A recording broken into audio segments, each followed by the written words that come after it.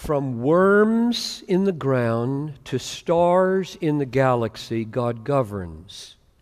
Take the book of Jonah, all right? You got a very big fish, and the Bible says that he commanded this fish to swallow Jonah, and the fish obeyed. So fish do God's bidding. If he says them to do this, they do it. And he commanded a plant to grow up to give Jonah some shade. Plant, grow up. It obeyed. Plants do the bidding of God. Then he commanded a worm to kill the plant, to make Jonah hot and scold him for his bad attitude about Nineveh. So the worm obeyed. I take this totally seriously. Bacteria, tsetse flies, murderous viruses do God's bidding. They're not free any more than the worm or the whale or the plant just happened to grow up. God sees everything, and if anything is about to happen that he doesn't want to happen, he just says, stop, and it obeys. And if it didn't stop, he didn't tell it to stop, which means he's got a plan for it. Or the stars.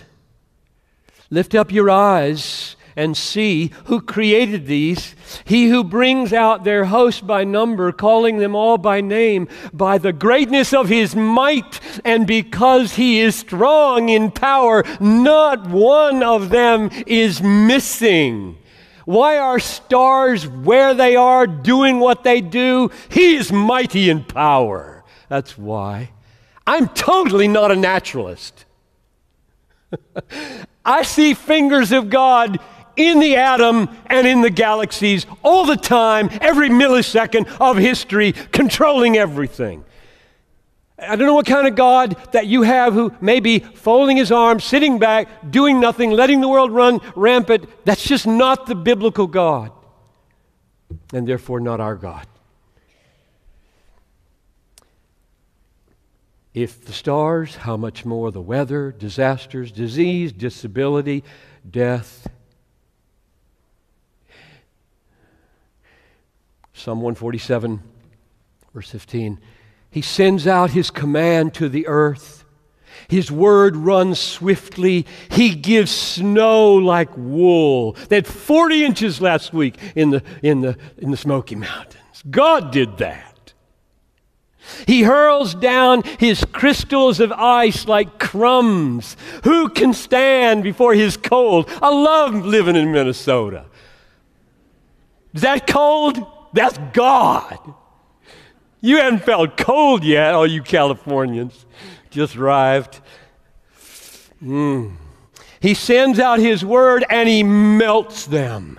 He makes his wind blow and waters flow. That's Psalm 47. Here's Job 37. He loads the thick clouds with moisture. The clouds scatter his lightning. They turn round and round by his guidance to accomplish all his commands.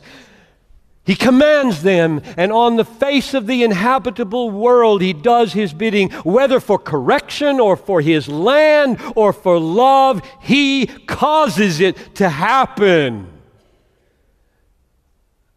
I love how clear the Bible is about the sovereignty of God over the natural world.